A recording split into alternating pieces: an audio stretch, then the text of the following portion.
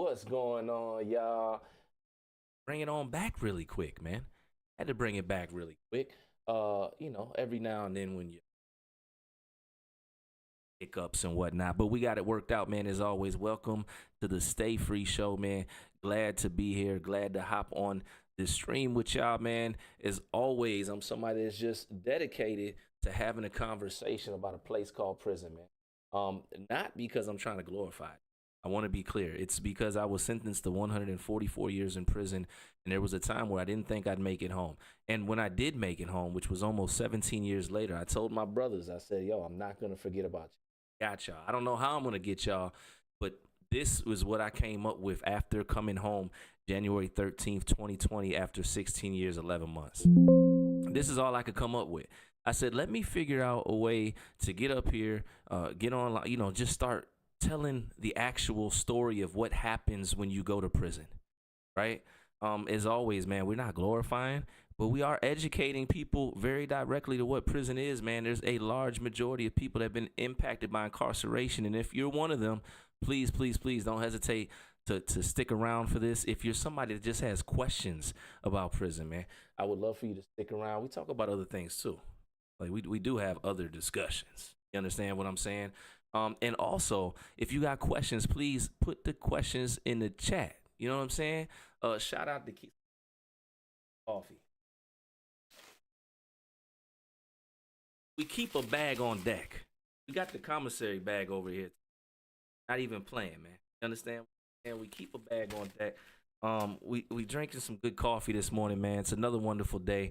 I'm excited to answer some questions, man. Make sure y'all share this live out, man. Make sure you people know we up here right now. Keefe's just coffee. That's all it is. Just coffee. You understand me? People have been asking, but that's all it is. But it is a place of familiarity for individuals that have been incarcerated. It's something that we understand here in the States. It might be only in the States. I'm not sure, Design. What's going on, Koso? But what I will tell you is over here in the States, that's a comfort item in prison. Coffee. It's warm. You can a cup can last an hour, if you stretch it, a big tumbler or whatever.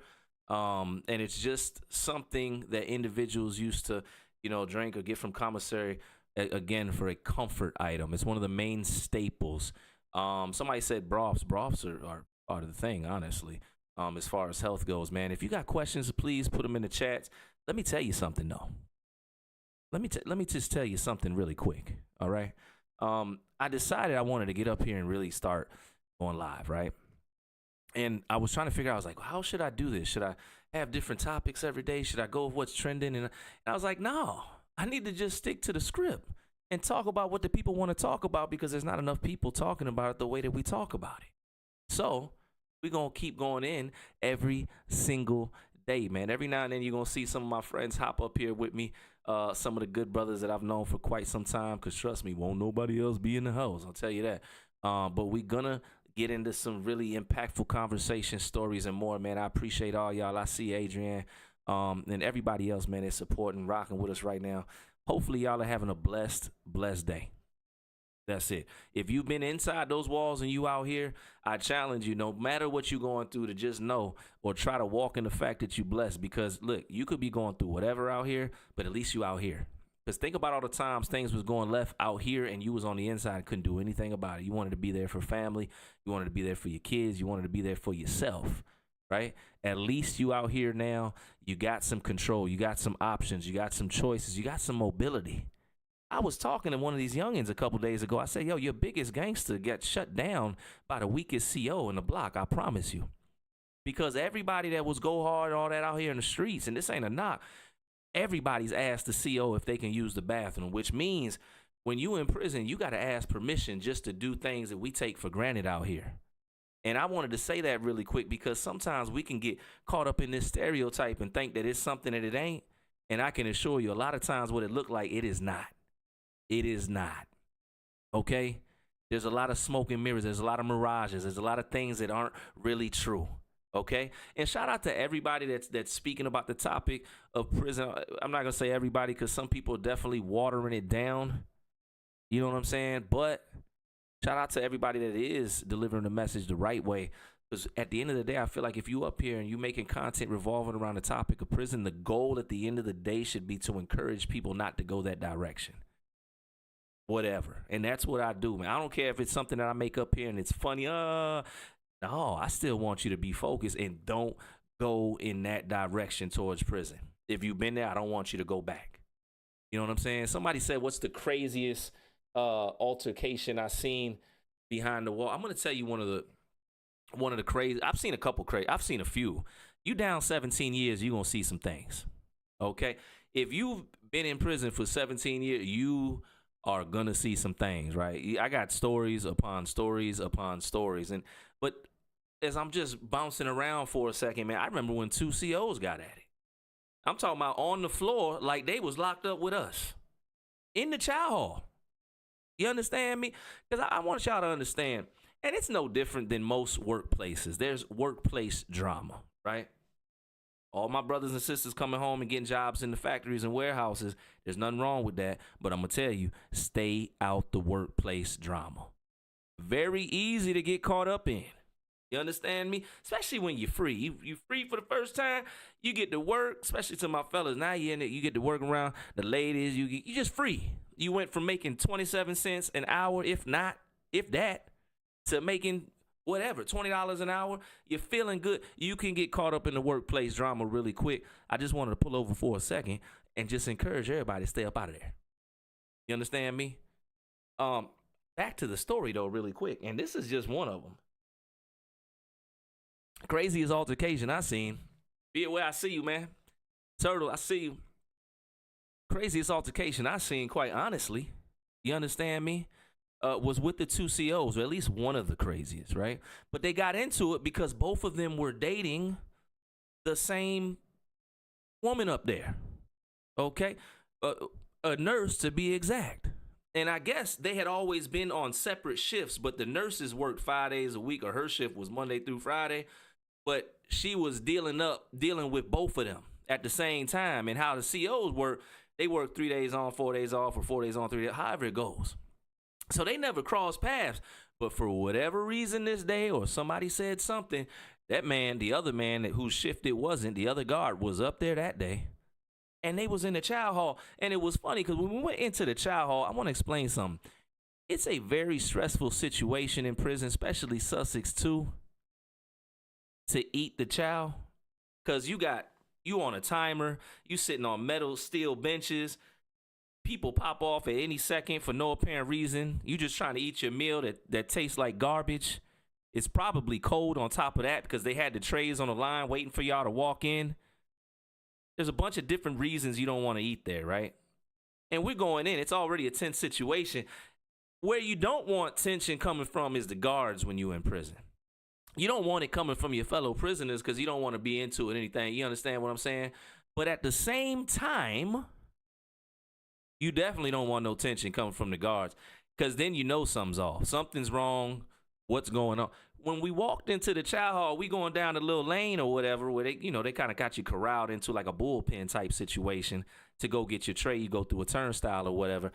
They going in from across the chow hall. One staying at the slot and one's at the door. They on their post inside the chow hall. I don't know if dude stayed over. I don't know why he was there that day. But they going in. And there was another guard like, yo, y'all need to chill. They weren't trying to hear none of that because they're the authority in that place.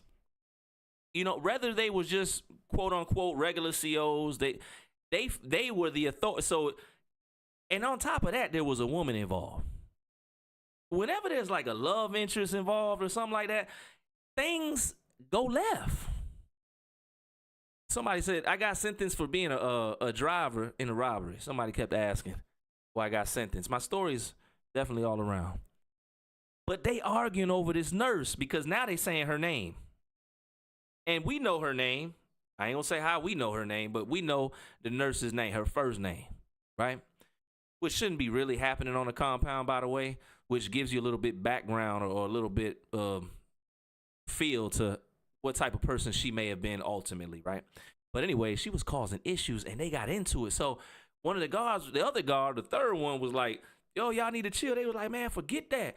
And when dude said, forget that, he said, man, dude, lucky I don't come across it right now. As soon as he said that, the other guard come across. Boom! He started beelining straight to the other guard. Now, they start going in on each other. It started with a tussle. You ever see two grown men just start? It was like, I don't know if they was feeling each other out for the moment, but one of them, dude, I'm talking about legs. One of them's legs was in the air, and the other, boom! And now they going at it. Now let me tell you what was happening while they was going at it, because for the first time in my bid, the guards had to come in to break up a fight between the guards. All of us was chilling, right? The guards come in though. Oh, they came in. Mind you, we're beating the deuce. Nobody's on post. The person, the supervisor that works in the kitchen is looking out the window on their radio. The guys on the line is throwing the trays. Throwing the trays out. We getting all the trays. Can't remember what it was that day. It wasn't nothing like great. I think it was like Star Patty, which, like, believe it or not, like you could eat it, but it wasn't. But we was getting all. Everybody had 3-4 trays. Well, maybe not, but everybody had some trays. They tussling. They come in. The guards yelling at us like we did something, and we yelling back like, you better get your people. By the time they got them two off the ground, dude was uniform. One dude was bleeding a little bit. It was a lot of stuff going on, man. And we don't glorify this stuff. You know what I'm saying? But I got to tell you what was real and what was going on, because I was like, yo. And that's not the only situation. You know what I'm saying? I've seen other situations, other quote-unquote squabbles. People ask me what's the craziest things I've seen. You know what I'm saying? I done seen where an individual get into it in the visitation room with their people, which is very crazy. When you see a man, one of your fellow prisoners get to arguing with his lady in there, you see that typically in visitation. Like, unfortunately, you do see a lot of that. And, you know, there's anxieties and tension and worry and whatever. You know, people argue. In prison, it's kind of hard not to see it because everybody's sitting in there. You know what I'm saying? Racked up, I see you, man. Killed. And they going in. People arguing. We watching them argue. This couple's arguing. And at the time, they had approved us to be able to walk to the vending machines, which was a big thing. Prior to that approval, we weren't allowed to walk to the vending machines. And there was this group of prisoners on there. It's called Inmate Representative Group, which basically it's like a group of selected prisoners off the compound by their prisoners. They get voted, where they can represent the prisoner population and request certain things or try to get certain things changed, whatever it is, right? I was actually one of these members. I was the co-chair. But anyways, we got it approved. Dudes can go to the the vending machine now in the visitation room with their family. It was a big thing. The guards was mad about it because they had to do extra security and watch and be, you know, we just wanted to see what burger we wanted to pick out, what candy we wanted to pick out the machine. It weren't that deep. You know what I'm saying? I see you, Kip. Appreciate that, man. And this couple get to arguing. They in the corner. They go to the vending machine. They arguing across the floor. The guards like, yo, y'all need to chill.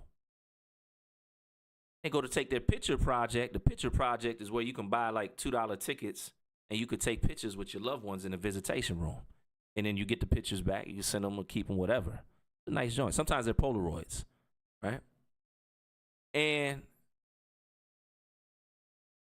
when they're in the picture project, they get to going in. They get to going in so much that after they took their picture, they just argue.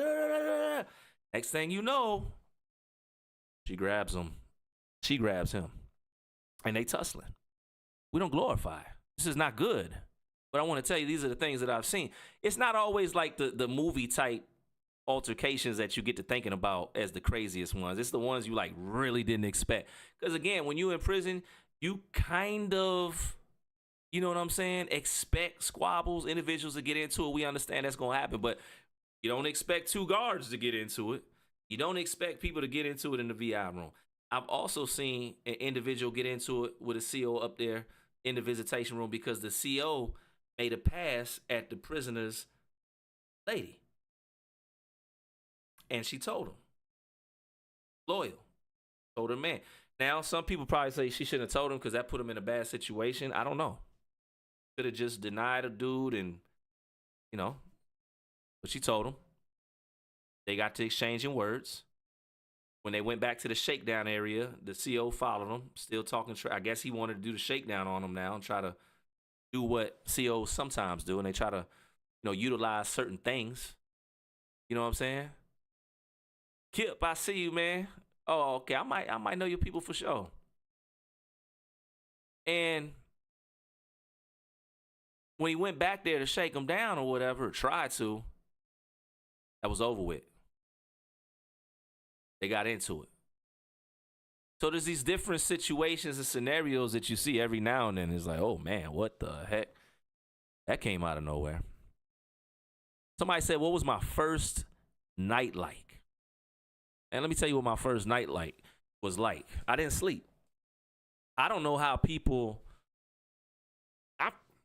I've heard people say like they first night when they got locked up, they went to sleep. Not me. It was straight up system shock. I don't understand. There was no way I was gonna be at ease. You know what I'm saying? That first night, because when I got to the jail after going through booking all that, after the detectives were messing with me, blah, blah, blah, blah, they put me straight in the hole, which was protocol at that jail, Rappahannock Regional Jail. I don't mind. My story's out there, and they put everybody in this spot called Yellow Brick Road. That's the name of the hole. The walls are yellow, the floors are yellow, the light is yellow, it never turns off. The only thing that's green is the door. There's no windows. And if you've never been locked up before,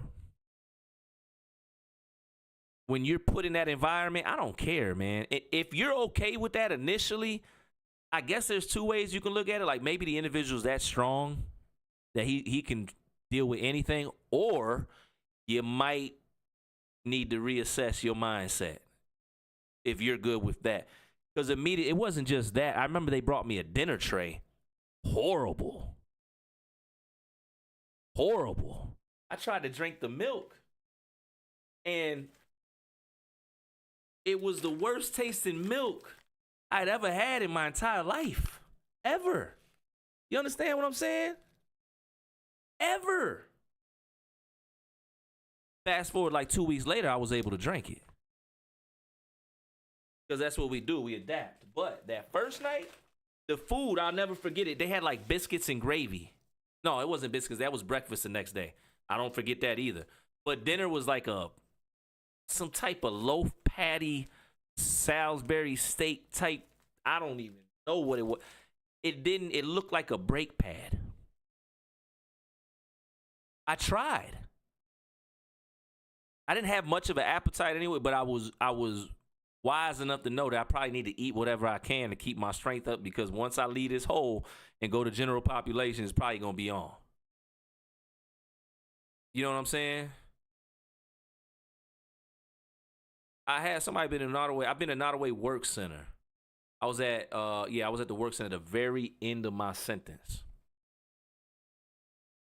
But when you try to eat the food the first day when you can't. If you're good with the food, wow. I put trays up. I'm throwing it out on the internet or whatever, and people are like, oh, that looks decent. I'm like, yo, not if you tasted it. Even the joints that look decent. But it was a whole thing because the guards were talking, trash to me mentally. When you're locked in the hole too, and that's your first stop of incarceration, let me tell you what else I didn't sleep. Because at night, everybody's loud. In the hole, everybody's loud. They rapping, they playing chess, they screaming through the doors, they fishing. You understand what I'm saying? That's a system shock. Somebody said let him get a suit. I got you, but look. That's going to be 2 back, man. Right up. All I got is shrimp, too. I'm telling you, man. It's a whole shock, right? Now, the next day, I ain't going to lie. because I figured out I was gonna be in the hole for at least like 3 days or whatever, 72 hours. The next day, oh nah, I slept. I went to sleep.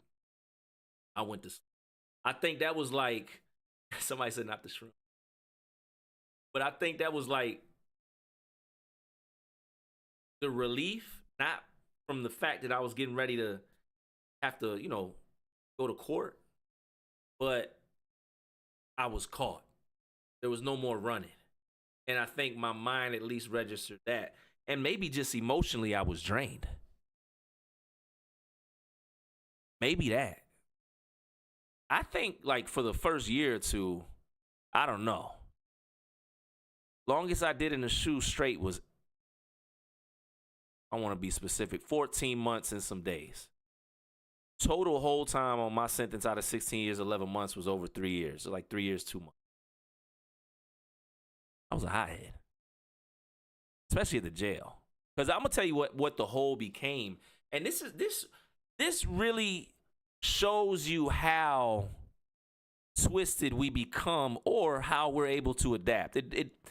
This is gonna be what your perspective is, but how I'm telling you, I was in shock from the hole, and I couldn't go to sleep that night, and I was messed up by it, and there's no way I wanted to be in there ever again. No windows, no fresh air. It smelled horrible. The smells in prison. Excuse me, this was still jail. But the smells there too. But the smells at jail. Smells at jail are worse to me. Individuals just coming from the streets. They probably took the lice shower. They do a joint where they give you like this lice shampoo just in case or whatever, and then they hit you with cold water. Your shower's cold water, and nobody's really getting clean, right? You're just processing. You gotta go through that. Then they gotta give you a jumper, sheets, towel, whatever. But that's another thing, right? But then you fast forward, right? You fast forward on that same sentence while I'm doing time, while I'm still at the jail, just a few months later, and I used to purposely get into it with individuals. I said they know I ain't sipping on Kefir. You better know it. But I'm purposely getting into it with individuals. I'm purposely, getting into it with the COs. Or I'm purposely doing this, doing that, so I could go to the hole and get vacation. That's why I used to call it, y'all, I'm about to go on vacation. I used to tell the brother, y'all, I'm about to go on vacation, y'all. I'm going to wait till after store day, get all my stuff, and go on vacation. Because sometimes, and I think mentally, you know what I'm saying? I think mentally that was probably the only way I could have coped at the time, was to get away from everybody for a moment. I needed to. There's no escape. There's no privacy. You can't get nowhere, man. Carolina, what's good? You understand me? But in the hole, in solitary confinement, it's just that. It's solitude. You can go there. And I began to be comfortable in the hole. I began to build a rapport with the officers that worked down there. So I knew that I could get to the library cart. I learned how to fish. So I was able to get newspapers and get in line. There was certain guys down there, they were never leaving the hole because they're high priority cases, and they would get the newspaper, or etc., magazines. And I learned really quickly that all you got to do is ask. If they real, they going to send you that newspaper when they done. You understand me? And I used to be in line for the newspaper, magazines. They used to keep me a book or two. I learned how to play chess down there. Well, how do you play chess if you're in a cell by yourself? Like Battleship. You build a board. The man in the next cell over, he builds a board. Y'all build each other's pieces, your pieces, and you call out moves like Battleship. You number and letter the board A through H and 1 through 8. He says pawn to F1. You know what I'm saying? You move. Pawn to F1. What's going on, Kayla? I could see him. I'm just all over the place. I'm in a few different places and spaces right now. You know what I'm saying? Shout out to everybody, man. Everybody. If you got questions, definitely, go ahead, put them in the chat.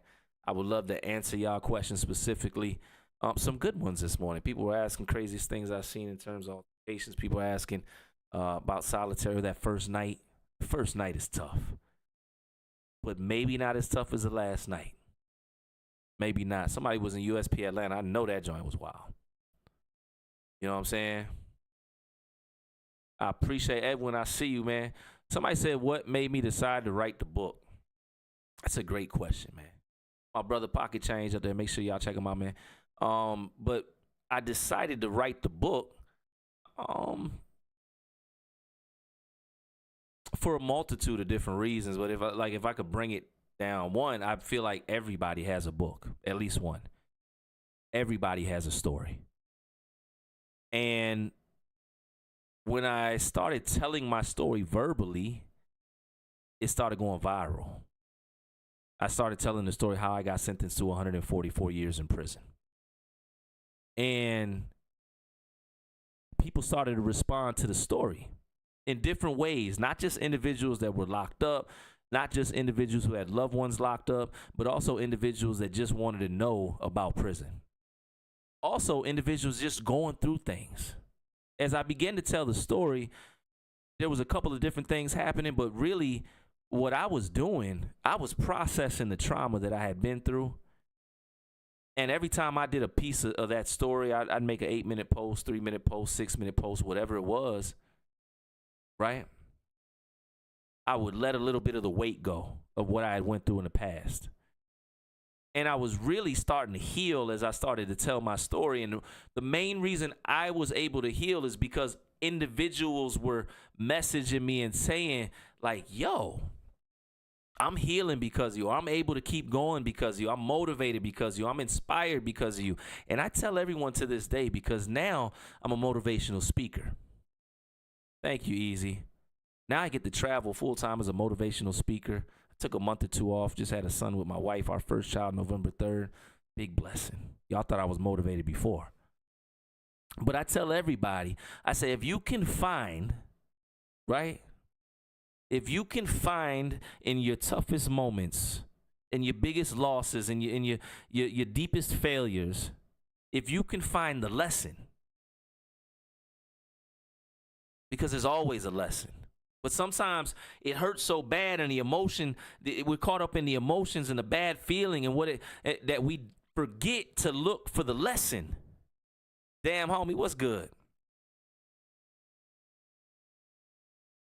People that I know that are succeeding at a high level have failed many times over, and they found their freedom in different ways.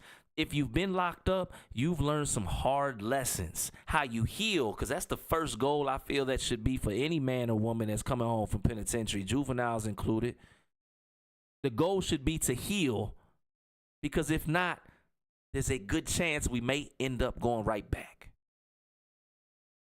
So when you find the lesson in your biggest failures, a couple of things happen. One, you take back power in that moment. That which was sent to destroy you, you find something in it that is able to build you back up going forward in your path. That's why a lot of people coming home from prison, they reaching levels that are so unexpected by people that have never been there before. Oh, man, dude did 17 years in prison. Dude did 5 years in prison. Dude had a life sentence and came home and got what? Because those of us that have been through the worst and get that part, that it didn't destroy us, that we learned a lot in those moments, we apply that going forward. So when y'all are going through things, if you're going through a tough moment right now, take a step back, do the knowledge like you used to do when you walked into the pod in prison, and observe for a second and ask yourself, what am I supposed to be learning here? When you do that, you start to heal. You take back power in the moment. You help others. You empower other people. And then you don't look for the failure. I don't want to go through a hard moment. I've been through enough. 2025 alone for me, y'all. House fire. Temporarily paralyzed. Left side. Right? Lived in an RV. Slept on the table with my wife till October. She was pregnant. We just moved back in the house. It's been real, right? Never looking for the hard moments, but man, every time I get through them, it's like I'm charged up. I'm powering up. Because the next time something comes, Not scared to take the hit. I don't want it, but I know. You understand what I'm saying? When you get that part, oh, you good. You good. And I started telling my story with that purpose as well. I want other people to know that they could survive whatever it is that they're going through.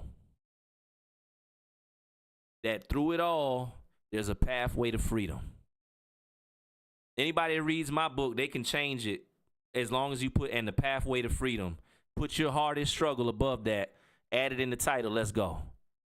And also, I just want to say this on another, because I can talk about why I wrote the book all day, but I needed other people to know that they could too. You know what I'm saying? Somebody said, why did I go to jail? My story's up there. I was 19 years old, and I chose to be a follower. About 30 seconds of my life. And I got in the car with my cousin and his friends. They asked, ride, whatever. And I made the decision to go. I'm not saying nobody made me go, but that's what happened. I didn't want to be looked at as weak. I didn't want to be the one that didn't take the ride. And that one ride, I never got out the ride at that. I just took them up there. But that one ride, 144-year sentence.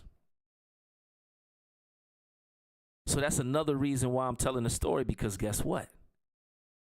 I need people to understand, especially my young people, one false move, you can end up like me. I don't want y'all to end up like me. I went at 19. I came home at 36.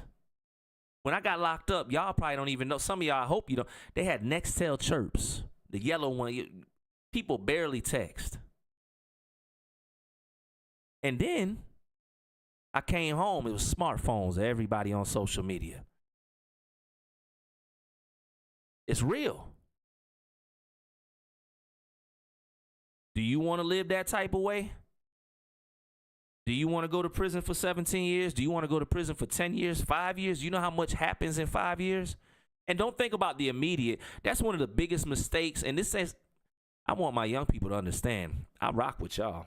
Don't ever think that I'm trying to preach to y'all. I just don't want y'all to do what I did. And real OGs, old heads, whatever, big bro, aunt, whatever, however you see us, we supposed to give y'all the truth. Somebody said, let's see some cook-ups. 3 p.m., man.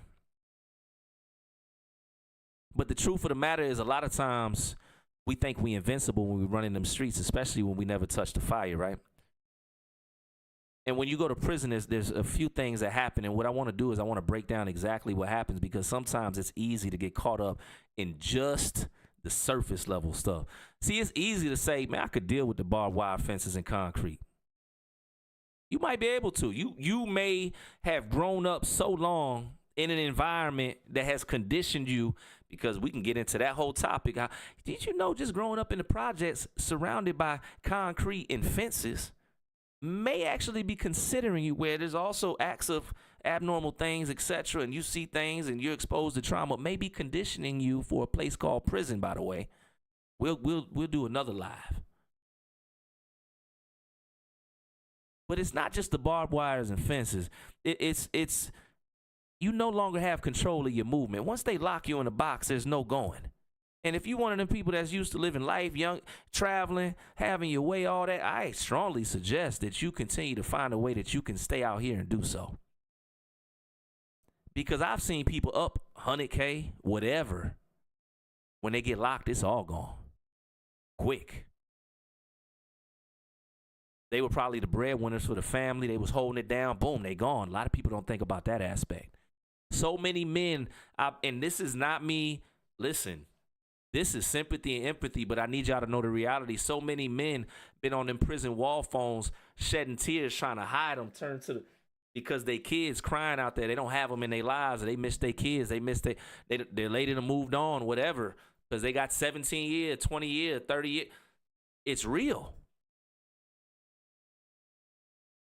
The abandonment, which may in some way be a gift and a curse, because at some way in shape or form you need to go through some things and figure out who's really with you and who's not, but you don't want to go through that. But 95, if not 99, if not 100% of the people that was with you, you get sentenced to too long of a number. Ain't nobody gonna keep sending you commissary or visiting you because things are gonna change. They're gonna start to mature in different places and start to do. They still free. They living their life. They going to cruises and all that. You in there. And don't get me started on what happens when you lose your loved ones. You can't go to no funeral. You can't say goodbye. Very rarely. And it's got to be immediate family, and they got to approve it. For you to even have to ask permission to say goodbye to your loved ones when they gone should disturb you, old or young. To my young people, imagine your dad, you get that call, or your auntie, or somebody you love, and you can't pull up. You can't hold a hand, bro. Nothing. It's very, very deep. The impact of prison, it's not just what we think. If you survive all of that in there,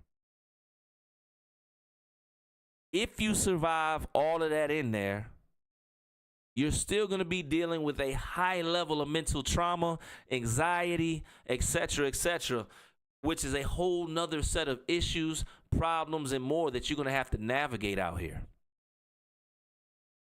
I have yet to have a conversation with somebody that came home from prison that didn't go through something with their mental health or the trauma or processing. There's different levels and different ways. Some of us come home all the way gone.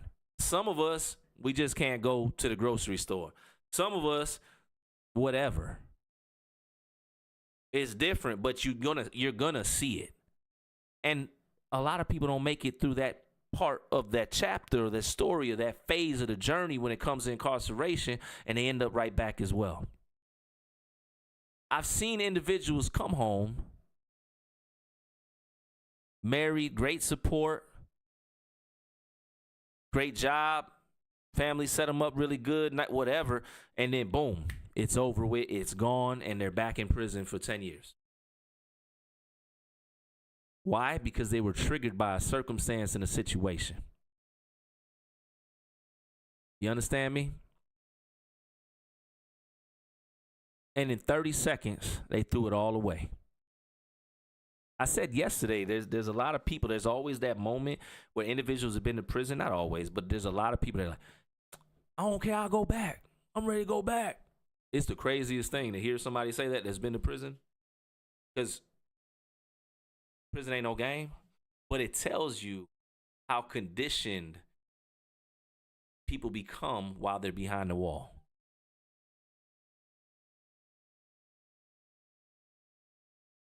Listen, and this is real. I need y'all to stay focused. I need you to stay free. I need you to understand that there's going to be some people in this world, but for whatever reason, they're probably just miserable. Something happened, something occurred. But also, sometimes people have had things happen to them from people that are in prison. So, of course, they don't believe people in prison should get second chances. And I get that. I respect that point of view because bad things happen. Monsters exist. But I need y'all to push past those voices if you know deep down inside in your heart you're making a change to be a better person. I need you to push past whatever negative stereotypes. I need you to push past the people on your block. I need you to push past your ex. Whatever was a part of that last chapter that led you to prison, I need you to push past all of that if it resurfaces. Whatever new obstacles have developed since you've been gone that are causing your anxiety to go, whether it's negative people, whether it's family, whatever it is, I need you to find a way to proactively get around that. And if you run into it, I need you to respond rather than react. Because I need y'all to stay free.